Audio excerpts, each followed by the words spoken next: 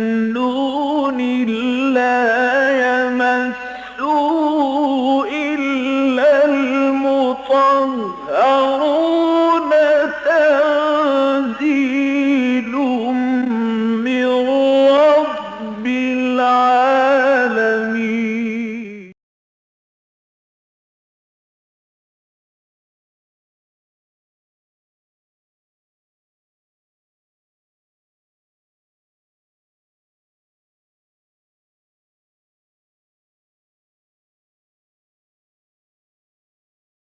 أعوذ بالله من الشيطان الرجيم.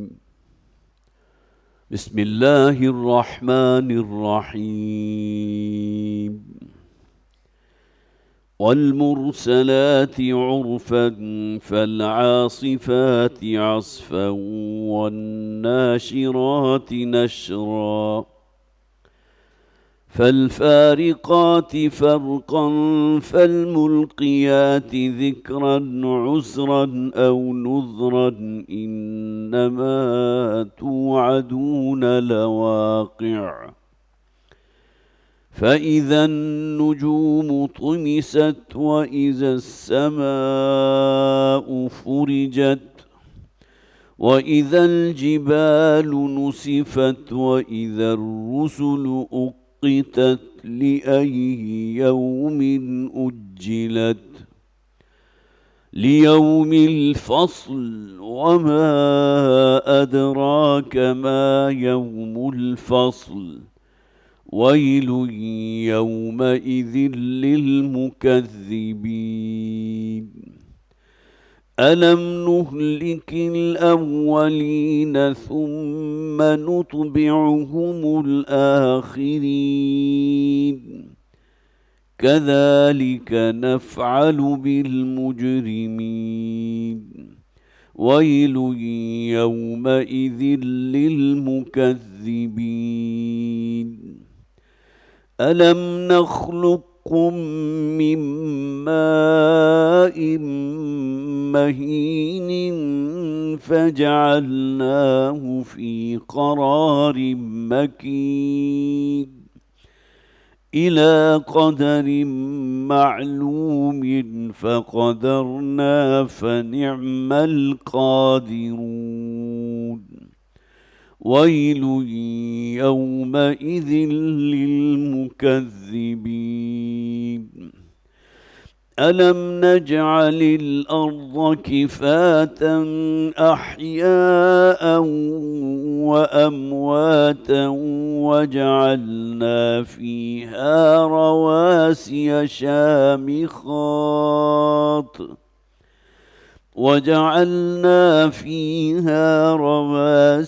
شامخات وأسقيناكم ماء فراتا.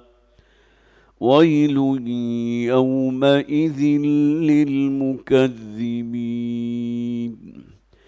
انطلقوا إلى ما كنتم به تكذبون.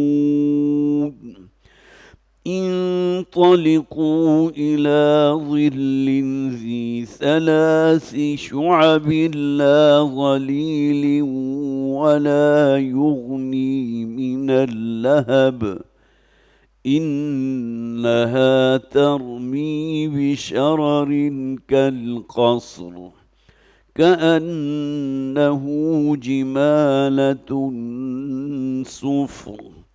ويل يومئذ للمكذبين. صدق الله العظيم. رب اشرح لي صدري ويسر لي أمري واحلل عقدة من لساني يفقهوا قولي. اللهم ألهمنا رشدنا وأعصمنا من شرور أنفسنا آमीन या रब्बल आलमीन। सूरह मुरसलात से पहले, जिसकी अभी मैंने तिलावत आपके सामने की है, इब्तिदाई 35 आयात की। इस सूरह मुबारका में 50 आयात हैं और 2 रुकुओं पर मुश्तमिल हैं। बहुत ही मुख्तसर, हुजुम के लिहाज से बहुत ही छोटी आयात। मेरे इस मुसहफ़ में कुल 2 सफ़हात हैं जिनमें 50 आयात मुकम्मल हुई। اس سے پہلے جو صورتیں ہم نے پڑھی تھی سورہ قیامہ اور سورہ دہر، جیسا کہ میں نے تفصیل سے عرض کیا تھا، یہ بھی ایک بہت خوبصورت جوڑا ہے قرآن حکیم کا، اور ان دونوں ہی کا مرکزی مضمون کیا ہے؟ انذار آخرت، قیامت کا ذکر، مرنے کے بعد جی اٹھنے کا بیان۔ اور صرف یہی معاملہ نہیں بلکہ پھر حساب کتاب بھی ہوگا، جواب دہی بھی ہوگی۔ وَإِنَّهَا لَجَنَّةٌ أَبَدًا أَوْ لَنَارٌ أَبَدًا، اور نتیجہ صرف دو ہی صورتوں میں نکلے گا۔ اصحاب الاعراف کا ذکر بھی قرآن حکیم میں موجود ہے، لیکن وہ بہت قلیل مدت تک کے لیے کچھ افراد ہوں گے کہ جنہیں گویا کہ جن کے معاملے میں کچھ پینڈنگ کر دیا جائے گا، بالآخر انہیں جنت میں داخل کیا جائے گا۔ اصحاب اعراف، سورہ اعراف میں تفصیل سے ذکر ہے ان کا، ورنہ دو ہی انجام ہے، جنت ہے یا جہنم ہے۔ تو یہ صورتیں جیسا کہ میں نے عرض کیا تھا، یہ آخری پاروں کی جو صورتیں ہیں اس میں انذار آخرت پر حد درجے تاکید ہے، بہت ہی مؤکد کلام ہے۔ یہ سورہ مبارکہ سورہ مرسلات اور سورہ نبا جو 30ویں پارے کی پہلی صورت ہے، یہ بھی ایک بہت خوبصورت جوڑا ہے۔ انذار آخرت کے اعتبار سے تقریباً وہی اسالیب جو اس صورت میں بیان کیے گئے لگ بھگ وہی ہیں کہ جو سورہ نبا میں آپ کو مل جائیں گے، اس کے فوراً بعد صورت۔ باقی اس صورت مبارکہ کے حوالے سے یہ بات بھی نوٹ کر لیجئے کہ اس کی ابتدائی 5 آیات، ان کے اندر ایک بہت ہی خوبصورت ردم ہے۔ وَالْمُرْسَلَاتِ عُرْفًا فَالْعَاصِفَاتِ عَصْفًا وَالنَّاشِرَاتِ نَشْرًا فَالْفَارِقَاتِ فَرْقًا فَالْمُلْقِيَاتِ ذِكْرًا۔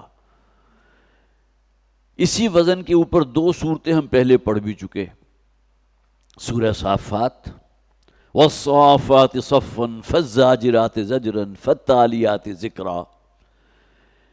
اسی طرح سورہ زاریات، وَالزَّارِيَاتِ ذَرْوًا فَالْحَامِلَاتِ وِقْرًا فَالْجَارِيَاتِ يُسْرًا فَالْمُقَسِّمَاتِ أَمْرًا إِنَّمَا تُوعَدُونَ لَصَادِقٌ وَإِنَّ الدِّينَ لَوَاقِعٌ۔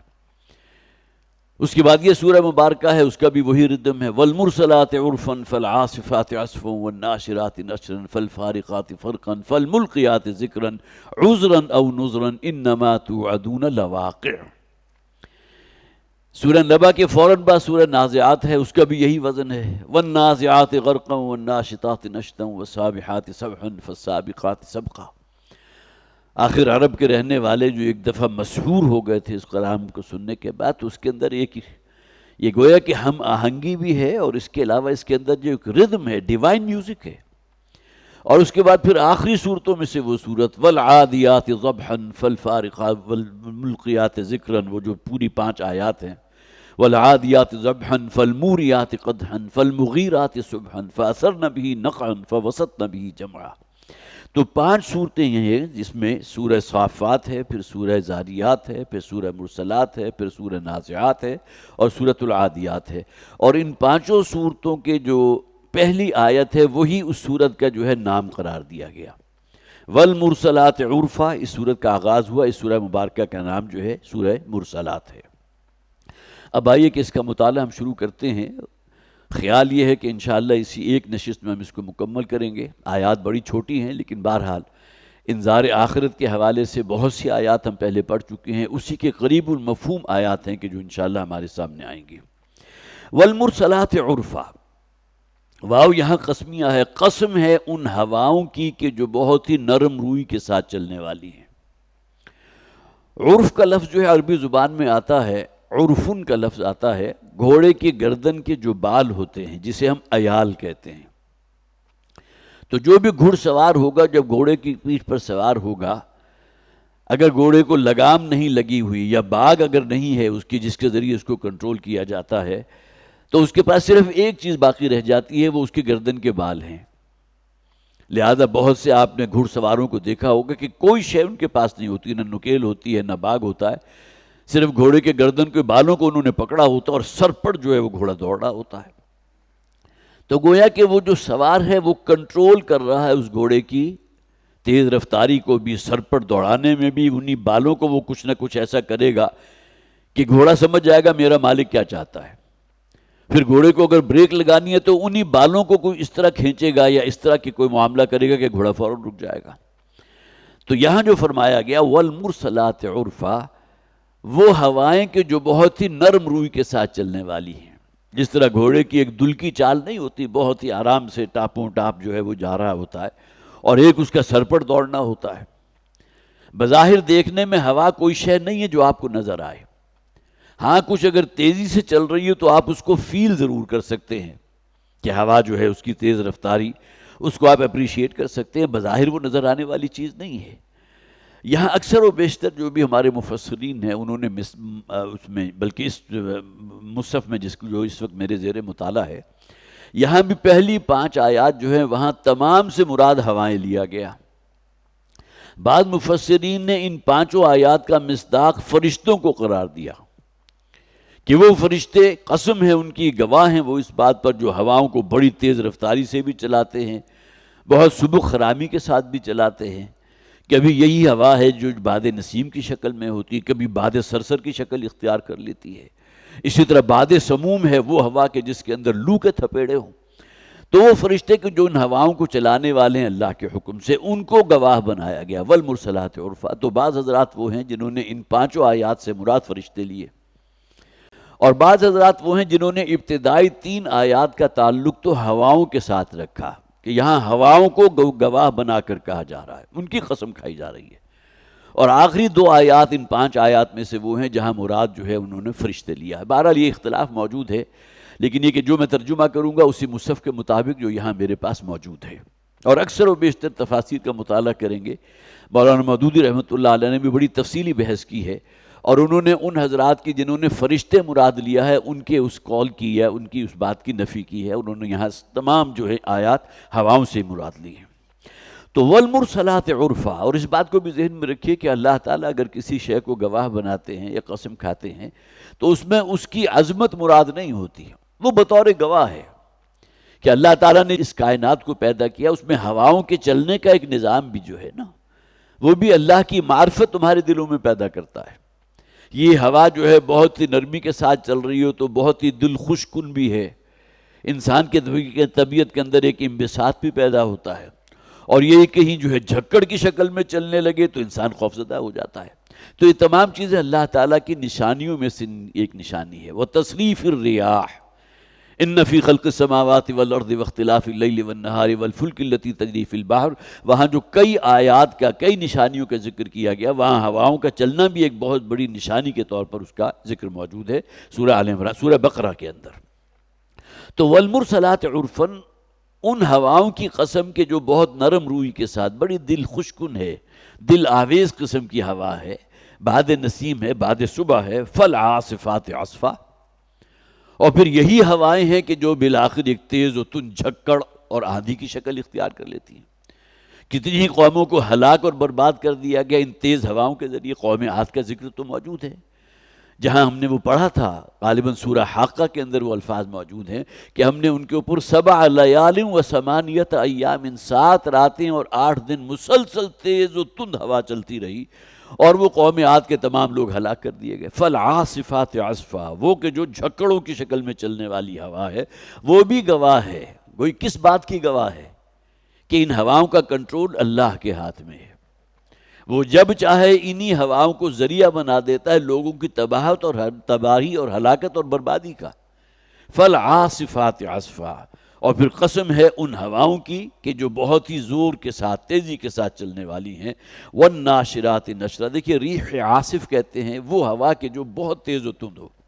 سورہ یونس کے اندر بہت خوبصورت مثال پیش کی گئی ہے، اور یہاں بھی نوٹ کیجئے کہ انذار آخرت آپ کو مدنی صورتوں میں مل جائے گا، مکی صورتوں میں ملے گا، لیکن مکی صورتوں کے اندر جو ان کے مشاہدات ہیں انہیں موضوع بنایا گیا۔ فرمایا هو الذی یسیرکم فی البر والبحر، سورہ یونس کی آیت نمبر 21-22 ہے۔ وہی ہے اللہ کہ جو تمہیں بحر و بر کے اندر چلاتا پھراتا ہے، کبھی اپنی سواری کے اوپر سوار ہوتے ہو، کبھی پیدل جا رہے ہو، کبھی کشتی میں سفر کر رہے ہو، حتیٰ اذا کنتم فی الفلک، یہاں تک کہ جب تم کسی کشتی میں سوار ہوتے ہو، وجرین بہم بریح طیبہ، اور وہ بہت ہی اچھی باد سازگار ہے جو اس کشتی کو لیے ہوئے اپنی منزل کی طرف چل رہی ہے، بڑی نرم روئی کے ساتھ۔ کوئی تیز و جھکڑ آ گیا تو کشتی ڈگمگانے لگے گی۔ وَفَرِحُوا بِهَا، اور اس کشتی میں جو لوگ بھی سوار ہیں وہ بڑے مطمئن ہیں، بڑے اطمینان سے ہیں، فرحت میں ہیں۔ جاءتھا ریح عاصف، یہ وہی لفظ آگیا جو وہاں موجود ہے، اچانک بہت تیز و تند ہوا چلنے لگتی ہے، وہ ہوا کے جس سے کشتی ڈگمگانے لگی۔ وجاءہم الموج من کل مکان، اور اس سمندر میں جس میں فرشتے وہ کشتی چل رہی ہے اس میں اب موجیں جو ہیں موجوں پر چڑھی ہوئی چلی آ رہی ہیں، موج در موج، سامنے سے دائیں سے بائیں سے، گویا کہ وہ کشتی کو تلپٹ کرنے کو بےتاب ہیں۔ وَظَنُّوا أَنَّهُمْ أُحِيطَ بِهِمْ، اور جو بھی اس کشتی کے سوار ہیں انہیں اب گمان ہونے لگتا ہے، بلکہ ظن کا مطلب کیا ہے، انہیں اب یقین ہو چلا ہے کہ آج وہ پکڑ میں آ گئے۔ احیط بہم، وہی بات جیسا کہ میں پہلے بھی عرض کرتا رہا ہوں، اللہ کی معرفت انسان کے دل میں موجود ہے، اور فوراً وہ متوجہ ہوتے ہیں کہ ان ہواؤں کو جو کنٹرول کرنے والی ذات ہے وہ تو ایک ہی ہے، اللہ۔ لہٰذا اس موقع پر ان میں سے کسی کو اپنی کوئی دیوی یا دیوتا یاد نہیں آتا جنہیں وہ معبود بنائے بیٹھے تھے، جن کی پرستش کیا کرتے تھے۔ دعوا اللہ مخلصین لہ الدین، اس موقع پر وہ پکارتے ہیں اپنے آپ کو اللہ کے لیے خالص کرتے ہوئے۔ دین کسے کہتے ہیں؟ اطاعت کو کہتے ہیں، فرما برداری کو کہتے ہیں۔ یہ دین اسلام کیا ہے؟ اللہ کے دیے ہوئے قانون کے مطابق زندگی بسر کرنا۔ دعوا اللہ مخلصین لہ الدین، تو پکارتے ہیں صرف ایک اللہ کو، خالص کرتے ہوئے اپنی زندگی اور اطاعت کو اس کے لیے۔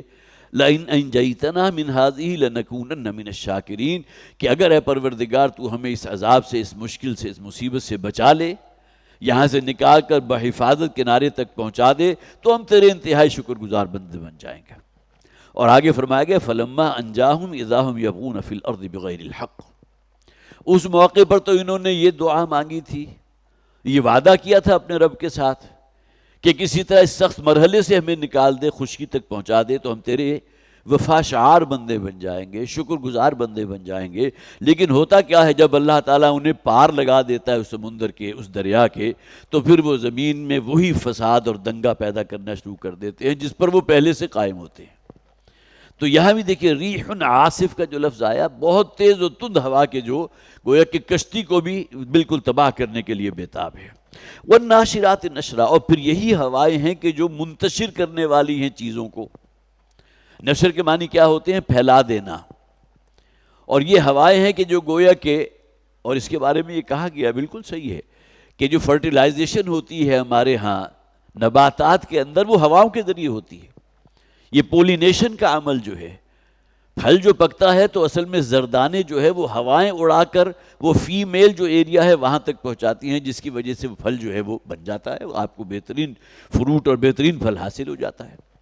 تو والناشرات نشرا، اور اسی طرح پھر یہی ہوائیں ہیں کہ جو بادلوں کو بھی اٹھا کر اپنے دوش پر لے جاتی ہیں، کہاں تہاں تک پہنچا دیتی ہیں۔ اللہ کے حکم سے جہاں حکم ہوتا ہے وہاں بہت ہی، جسے آپ کہیے کہ خوشگوار قسم کی بارش برسنے لگتی ہے، جس سے پیاسی زمین بھی سیراب ہو جاتی ہے، ان کی فصلیں بھی لہلہانے لگتی ہیں، اور کہیں یہی بارش جو ہے وہ سیلاب کا شکل اختیار کر لیتی ہے، اور کیسے کیسے سیلاب آتے ہیں، پوری پوری بستیوں کو بہا کر لے جاتے ہیں۔ والناشرات نشرا، پھر ابھارنے والیاں، پھیلانے والیاں وہ چیزیں جو اللہ تعالیٰ چاہتا ہے کہ پھیلیں، جن میں پولنز بھی آ گئے، اور جیسا کہ میں نے عرض کیا بادل بھی آ گئے۔ فالفارقات فرقا، اور پھر بادلوں کو پھاڑ دینے والیاں بھی ہیں۔ ابھی آپ دیکھیں گے پورا آسمان جو ہے گھٹا ٹوپ جو ہے بھرا ہوا ہے بادلوں سے، اور اچانک جو ہے ان کے اندر دراڑیں پیدا ہوتی ہیں اور بادل جو ہے وہ پھٹنے لگتے ہیں، اور اس کے بعد دیکھتے ہی دیکھتے وہ غائب ہو جاتے ہیں۔ یہ اس قدر مستحکم نظام کون چلا رہا ہے؟ یہ ہوائیں کس کے قبضہ قدرت میں ہیں؟ کس کے حکم پر وہ موو کر رہی ہیں؟ ان بادلوں کو کہاں تک پہنچانا ہے؟ ٹنوں من وزنی بادل ہیں کہ جن کو اپنے دوش پر اٹھائے ہوئے یہ ہوائیں جو ہیں کہاں سے کہاں لے کر جاتی ہیں، اور وہاں اللہ کے حکم سے بارش برستی ہے۔ فالملقیات ذکرا، اب جیسے کہ میں نے عرض کیا تھا کہ یہ جو آیات ہیں یہاں مراد فرشتے بھی ہو سکتے ہیں، اس لیے کہ وحی کا ذکر ہو رہا ہے، اللہ کے ذکر کا، اللہ کے ذکر کی بات ہو رہی ہے۔ فالملقیات ذکرا، اور پھر وہ فرشتے کہ جو اللہ کے ذکر کو پہنچاتے ہیں ان انبیاء اور رسول تک جن تک اس وحی کو پہنچانا ہوتا ہے، عذراً او نذرا، اور وہی جن لوگوں تک پہنچ گئی تو کچھ لوگ وہ ہے کہ جنہوں نے اس کو قبول کر لیا، وہ تو اپنے رب کے ہاں معذرت کر سکیں گے، اے پروردگار ہم نے تیرے دین کی بات سنی تھی، تیرے نبی اور رسول کی زبان سے سنی، ہم فوراً ایمان لے آئے۔ انا سمعنا قرآنا عجبا یہدی الی الرشد فآمنا بہ، جنات نے بھی تو اس قرآن کو سنا تھا اور انہوں نے اپنے ایمان کا جو ہے وہ اقرار کیا تھا کہ ہم ایمان لائیں اس قرآن پر، اس کتاب پر جو اللہ تعالیٰ نے نازل کی ہے۔ تو فالملقیات ذکرا، اور پھر وہ فرشتے کے جو القاء کرنے والے ہیں اللہ کے ذکر کا، گویا کہ وہی پہنچانے والے نبیوں اور رسولوں تک، عذراً او نذرا، یا تو انہیں معذور کرنے کے لیے اس معنی میں کہ اللہ کے ہاں وہ عذر پیش کر سکیں گے، اے پروردگار تیری بات ہم تک پہنچی، ہم نے اسے قبول کر لیا، او نذرا، یا یہ کہ خبردار کرنے کے لیے۔ اس قرآن حکیم میں بشارت بھی ہے اور انذار بھی ہے، قرآن بشیر بھی ہے اور نذیر بھی ہے۔ اس اعتبار سے ان لوگوں کے لیے بشارت کے جو اس ذکر کو، اس قرآن کو قبول کر کے اس کی ہدایت کے اوپر عمل کریں، اپنے لیے لاہ عمل بنائیں، اور ان لوگوں کے لیے گویا کہ خبردار کرنے والا ہے، ڈر سنانے والا ہے، جو قرآن کی بات کو سنی انسنی کر دیں، یا یہ کہ اس پر ایمان لانے کو تیار نہ ہو، خواہ ان کا اپنا دل اس بات کی گواہی دے رہا ہو کہ جو بات محمد کہہ رہے ہیں صلی اللہ علیہ وسلم، بات دل کو لگتی بھی ہے اور سچی بھی ہے، لیکن اس کے باوجود وہ قبول کرنے کو تیار نہیں ہے۔ تو فالملقیات ذکرا، اور پھر وہ فرشتے کے جو القاء کرتے ہیں اللہ کے ذکر کو، اللہ کے پیغام کو لوگوں تک پہنچاتے ہیں، انبیاء اور رسول تک پہنچاتے ہیں، عذراً او نذرا انما توعدون لواقع۔ یہ جو 5 قسمیں کھائی گئیں کس بات پر؟ کہ وہ دن کے جو آنے والا ہے جس کا وعدہ کیا گیا، لواقع، وہ لازماً ہو کر رہے گا۔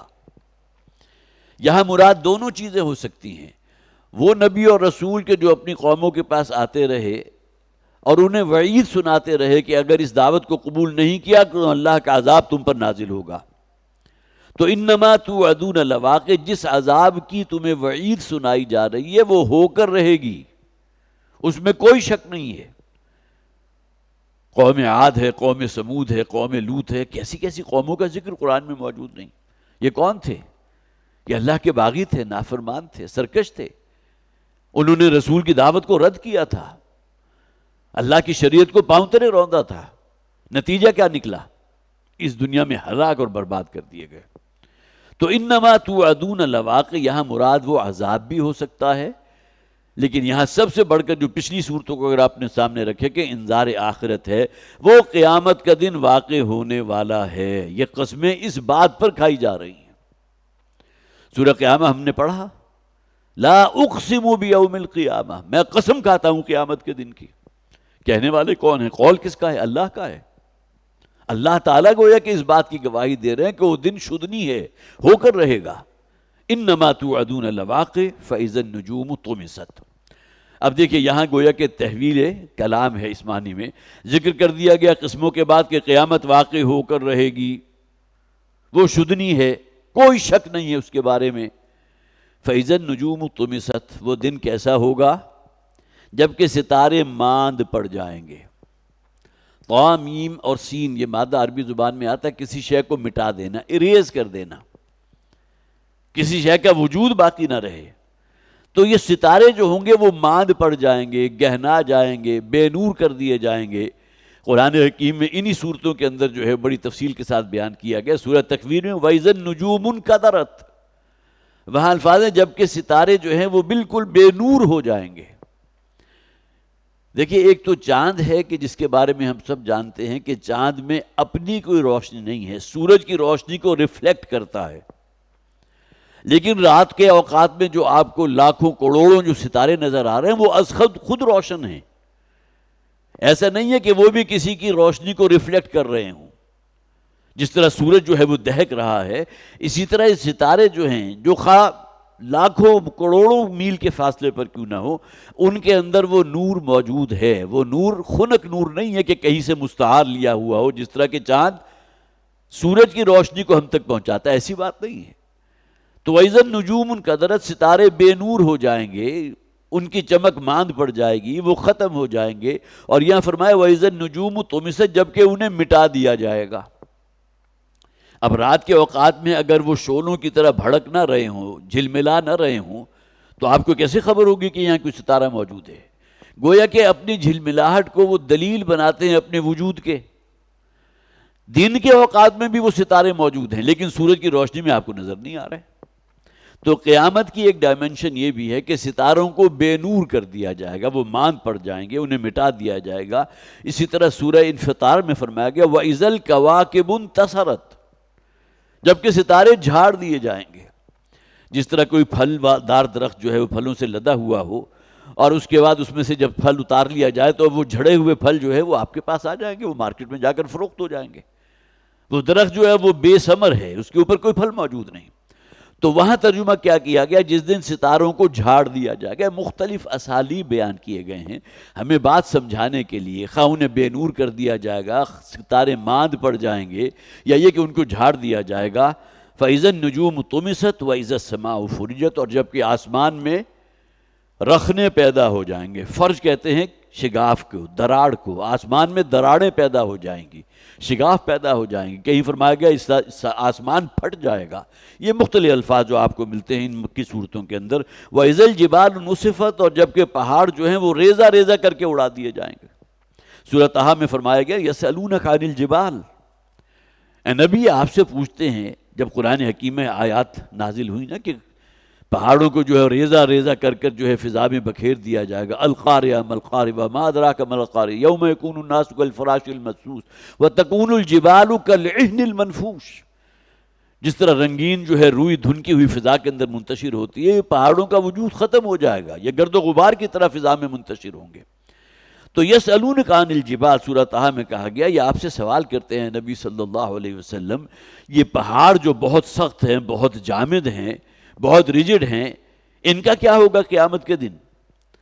فرمایا گیا قل، اے نبی ان سے کہہ دیجئے ینسفها ربی نسفا فیذرها قاعا صفصفا، اللہ تعالیٰ انہیں ریزہ ریزہ کر کر گرد و غبار کی طرح فضا میں منتشر کر دے گا، اور یہ زمین جو ہے بالکل چٹیل میدان بن جائے گی، ہموار ہو جائے گی، کوئی سطح مرتفع، کوئی اونچ نیچ، کوئی پہاڑ، کوئی چٹان، کوئی وادی، کوئی گھاٹی، کوئی شے موجود نہیں ہوگی۔ اب قیامت کا نقشہ اس انداز میں بھی کھینچا گیا۔ فَقُلْ يَنْسِفُهَا رَبِّي نَسْفًا، وہی لفظ یہاں آیا وَإِذَا الْجِبَالُ نُسِفَتْ، جس دن کے پہاڑوں کو ریزہ ریزہ کر کے منتشر کر دیا جائے گا۔ وَإِذَا الرُّسُلُ أُقِّتَتْ، اور رسولوں کو ایک وقت معین پر طلب کر لیا جائے گا۔ اس کا ذکر قرآن میں کئی مقامات پر موجود ہے۔ سورہ نساء کی وہ آیہ مبارکہ جس کو سنتے ہوئے نبی اکرم صلی اللہ علیہ وسلم کی آنکھوں سے آنسو روا ہو گئے تھے۔ فَكَيْفَ إِذَا جِئْنَا مِن كُلِّ أُمَّةٍ بِشَهِيدٍ وَجِئْنَا بِكَ عَلَىٰ هَٰؤُلَاءِ شَهِيدًا، اے نبی اس دن کیا ہوگا کہ جس دن ہم ہر امت میں سے، ہر قوم میں سے اس کے رسول اور نبی کو بطور گواہ کھڑا کریں گے، اور اے نبی آپ کو گواہ بنا کر لائیں گے آپ کی قوم کے خلاف۔ تو یہ آیت جب حضرت مسعود رضی اللہ تعالیٰ عنہ پڑھ رہے تھے، حضور کی فرمائش پر حضور نے کہا تھا مجھے قرآن سناؤ، سورہ نساء انہوں نے پڑھنی شروع کی۔ جب اس آیت پر پہنچے تو نبی اکرم صلی اللہ علیہ وسلم کی آنکھوں سے آنسو روا تھے۔ وَإِذَا الرُّسُلُ أُقِّتَتْ، جس دن کے اس وقت معین پر، وقت سے نکلا اُقِّتَتْ، ایک وقت پر رسولوں کو طلب کر لیا جائے گا، وہ وہاں موجود ہوں گے۔ لِأَيِّ يَوْمٍ أُجِّلَتْ، اور اس دن پوچھا جائے گا کہ یہ جو تمہیں دنیا میں مہلت دی گئی تھی آج کے دن کے لیے تھی، 40 50 60 70 80 برس گزارے اس دنیا میں، کیا کرتے رہے؟ شب و روز کیسے گزرے؟ حرام و حلال کی پابندی جو ہے اس کو برقرار رکھا یا نہیں رکھا؟ اپنے رب کی فرما برداری میں آگے بڑھے یا نافرمانی اور شیطان کے رستوں کی پیروی کی؟ آج کا دن ہے یہ، قیامت کا دن، حشر نشر کا دن، حساب کتاب کا دن۔ لِأَيِّ يَوْمٍ أُجِّلَتْ، جانتے ہو ان امور کو کس دن کے لیے مؤخر کیا تھا؟ کس دن کے لیے وہ تاخیر ہوئی تھی؟ آج کے دن کے لیے۔ لِيَوْمِ الْفَصْلِ، یہ ہے دن وہ جو فیصلہ کن دن ہے، فیصلے والا دن۔ آج معلوم ہو جائے گا ذَلِكَ يَوْمُ التَّغَابُنِ، یہ دن ہے جو ہار اور جیت کا فیصلے کا اصل دن ہے۔ اس دنیا میں تو ہمارے نزدیک ہر وہ شخص جیتا ہوا ہے جس کے پاس لاکھوں کروڑوں اربوں کا بیلنس ہے، جائیداد ہے، کاروبار ہے، بزنس ہے، بڑے بڑے ایسٹس موجود ہیں، وہ جیتا ہوا شخص ہے۔ لیکن اصل ہار اور جیت کے فیصلے کا دن وہ ہوگا۔ اس دنیا میں جیتا ہوا شخص ممکن ہے اس دن انتہائی ہارا ہوا شخص ہو، اور اس دنیا میں جسے 2 وقت کی بڑی مشکل روٹی میسر آئی لیکن وہ اللہ کی فرما برداری پر قائم رہا، حرام اور حلال کی تمیز کو برقرار رکھا، اس دن وہ جیتا ہوا شخص ہوگا۔ اس دنیا میں بظاہر وہ ہارا ہوا شخص کیوں نہ سمجھا گیا؟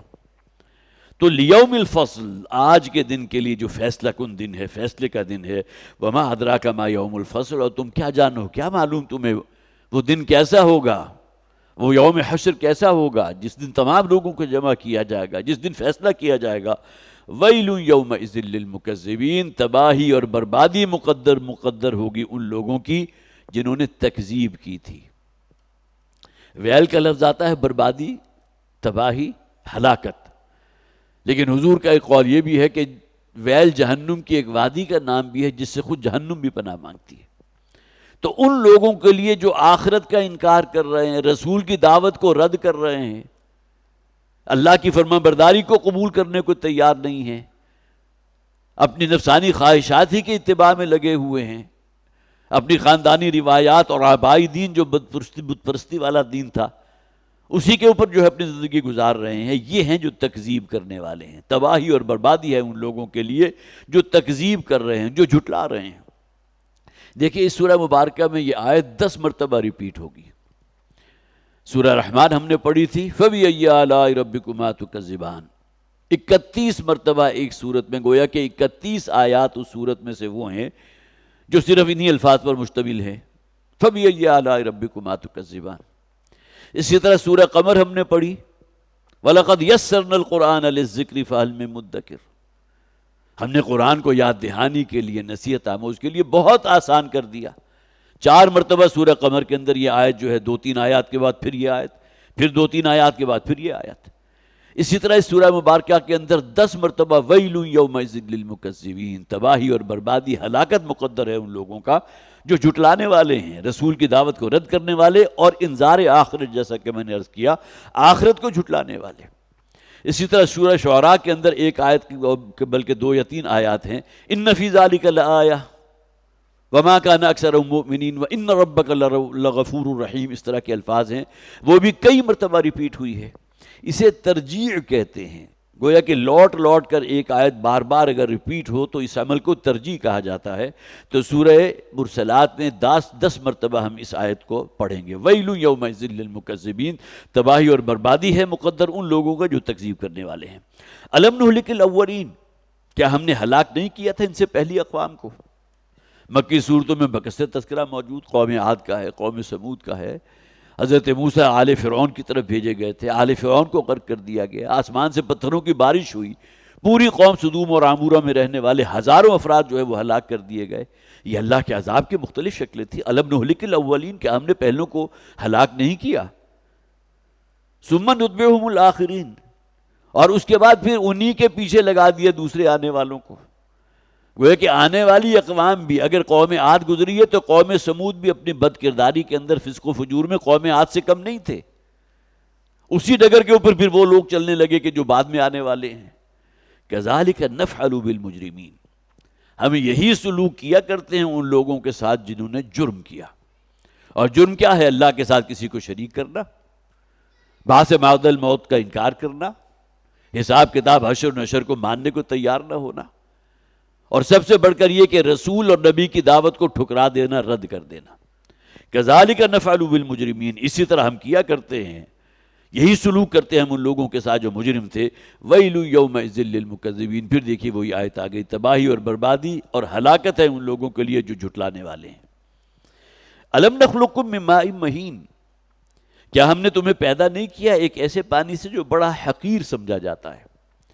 ہر انسان کی پیدائش جو ہے وہ نطفے سے ہے، باپ کی طرف سے سپرمز ہوتے ہیں، ماں کی طرف سے اووم ہوتا ہے، اور ان کی فرٹیلائز ہونے کے بعد گویا کہ وہ ایک نئی جان جو ہے وجود میں آنے لگتی ہے، اور ایک خاص وقت معین تک جو ہے اللہ تعالیٰ اسے یہاں قرار دیتا ہے کہ قرار مکین، بہت ہی مضبوط ایک ٹھکانہ ہے، وہ رحم ہے، یوٹرس ہے جس کے اندر وہ بچہ جو ہے پرورش پا رہا ہے۔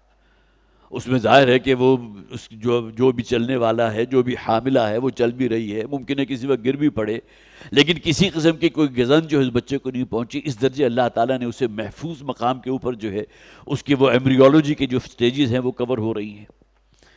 الم نخلقکم من ماء مہین فجعلناہ فی قرار مکین، اور پھر ہم نے اسے رکھ دیا ایسی جگہ پر جو بہت ہی مضبوط اور بہت ہی، جسے آپ کہیے کہ اس کے لیے عافیت کا ایک گوشہ ہے، جہاں اسے کسی قسم کی کوئی گزن نہیں پہنچ رہی، اسے ہر قسم کی خوراک مل رہی ہے، اور ماں کا جو ہے خون وہیں سے وہ انرجی جو ہے وہ لے رہا ہے، اور اس کا جو جنین ہے، جو ایمبریو جو ہے وہ بڑھ رہا ہے، اپنی جو ہے مختلف سٹیجز سے گزر رہا ہے، فی قرار مکین، ایسے ٹھکانے میں جو بہت ہی پختہ اور جمع ہوا ٹھکانہ ہے، الی قدر معلوم، اور یہ رہے گا اب اسی ٹھکانے کے اندر، اس رحم کے اندر ایک خاص متعین مدت تک کے لیے، معلوم 9 مہینے 10 دن ہے، یا 9 مہینے سے کچھ دن کم ہے، یا بعض اوقات جو ہے پریگننسی اور زائد ہو جاتی ہے، یہ اللہ کے علم میں ہے۔ اللہ کے حکم کے بغیر تو کچھ ہو نہیں سکتا، جب اس کا حکم ہوگا وہ ولادت ہو جائے گی، وضع حمل ہو جائے گا، الی قدر معلوم، ایک خاص مدت تک کے لیے، ایک اندازے کے مطابق جو علم میں ہے، اللہ کے علم میں ہے، یا یہ کہ ہم بھی اس کے کچھ نہ کچھ اندازہ لگا سکتے ہیں۔ جب وہ خاتون کسی ڈاکٹر کے پاس جائیں گی تو وہ خاص عموماً جو ہے وہ ڈیٹ دے دیا کرتے ہیں کہ فلاں مہینے کی فلاں تاریخ تک جو ہے وہ گویا کہ وہ پیریڈ مکمل ہو جائے گا، لیکن اس میں آگے بھی ہو سکتا ہے معاملہ، پیچھے بھی ہو سکتا ہے، دونوں اعتبارات سے ہو سکتا ہے۔ فَقَدَرْنَا فَنِعْمَ الْقَادِرُونَ، پھر ہم نے اس کا اندازہ کیا، اور کیا ہی اچھا ہم نے اس کا اندازہ کیا۔